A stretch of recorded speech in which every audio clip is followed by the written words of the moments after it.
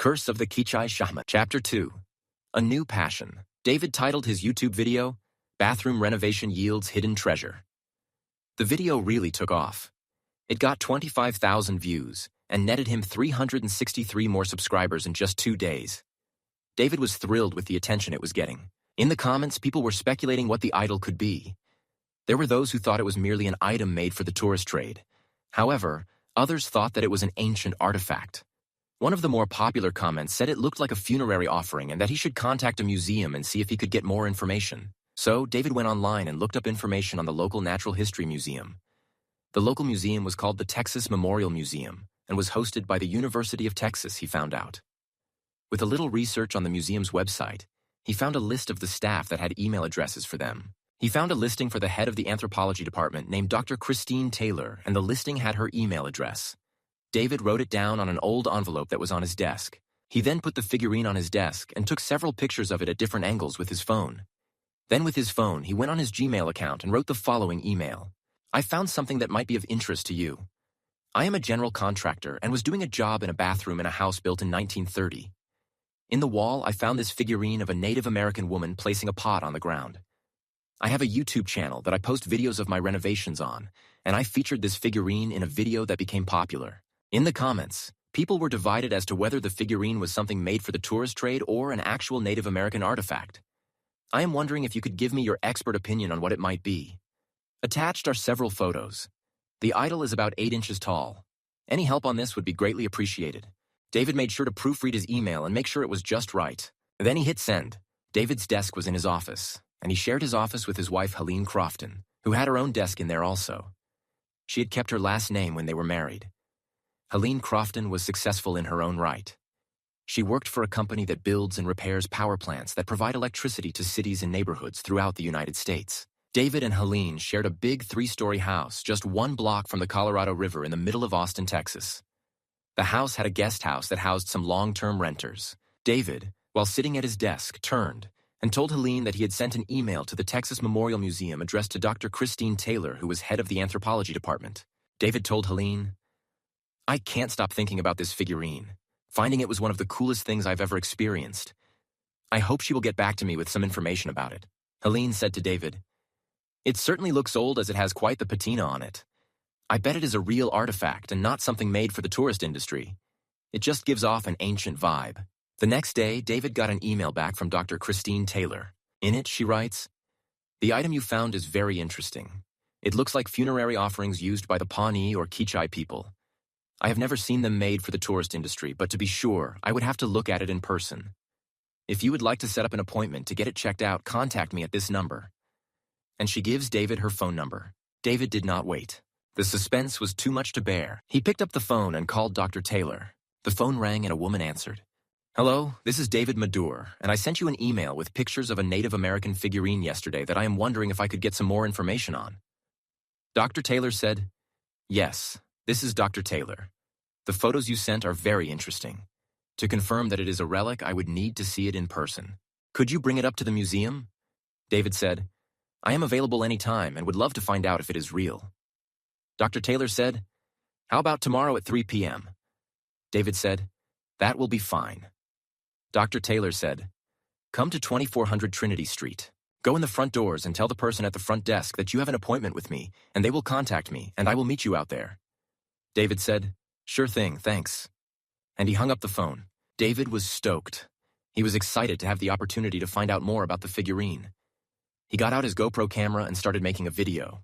He zoomed in on the idol and then turned the camera on himself and said, I just got off the phone with Dr. Christine Taylor of the anthropology department at the Texas Memorial Museum, which was now called the Texas Science and Natural History Museum, and I'm going there tomorrow to find out if this artifact is real.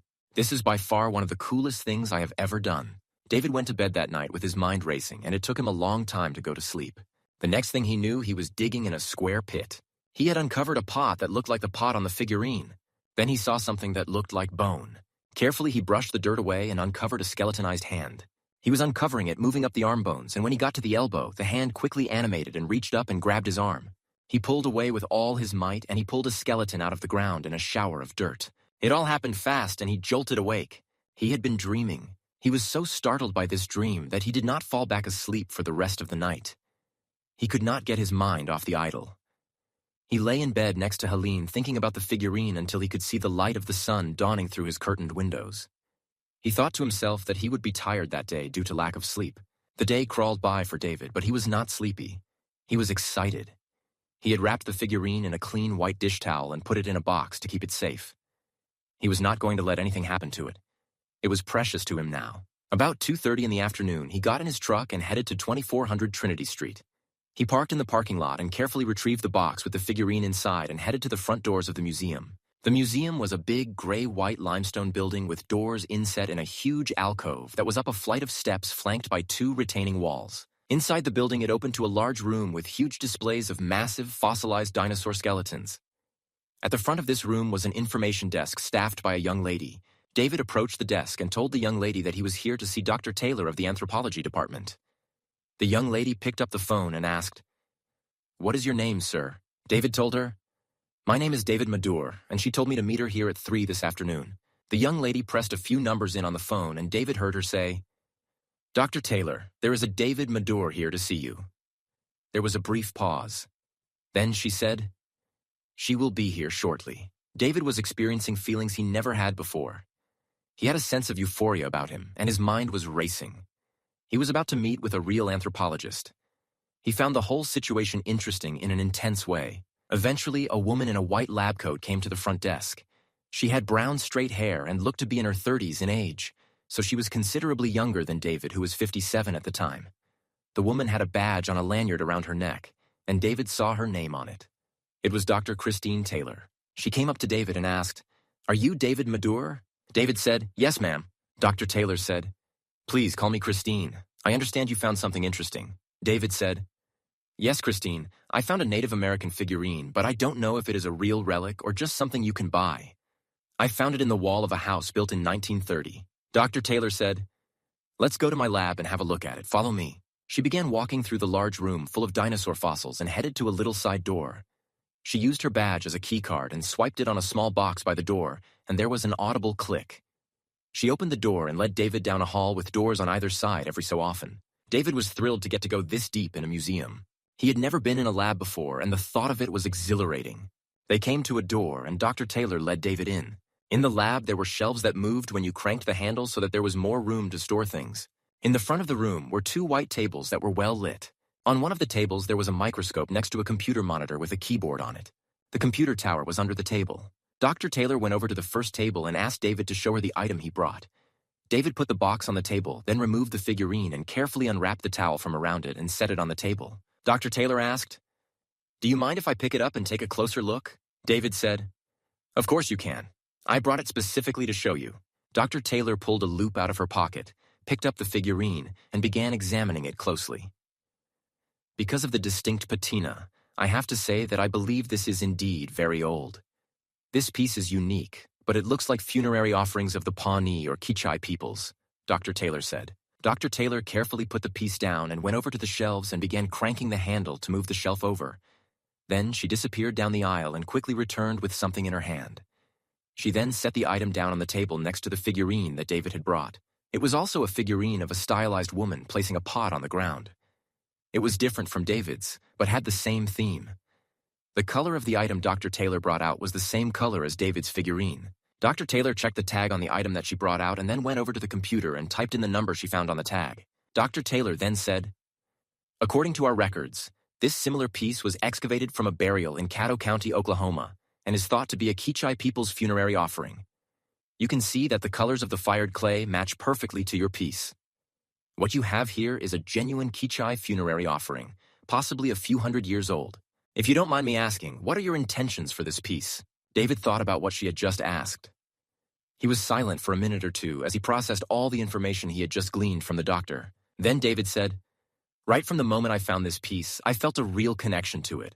But if what you say is true, then it belongs in a museum. I will make you a deal. If you let me use my phone and video you saying what you just told me about it and allowing me to put it on my YouTube channel, then I will donate the item to your museum." Dr. Taylor agreed to the deal, so David pulled out his phone and started with a close-up shot of the 2 similar funerary items on the table, and then backed away to a shot of Dr. Taylor, who introduced herself and then described what the items were and where the one was documented as being found. This was gold to David. He felt a loss in giving up the item, but the satisfaction of knowing the figurine he found in the wall would be well taken care of at the museum outweighed any bad feelings he had. David returned home. He immediately went looking for his wife, Helene. He found her in the office at her desk. David told her he had just had one of the best experiences of his life. He found everything about going to the museum extremely interesting. David said to her, "I wish I could do things like that every day." Helene asked, "Why don't you?" David said, "I have a business to run. I must have an income."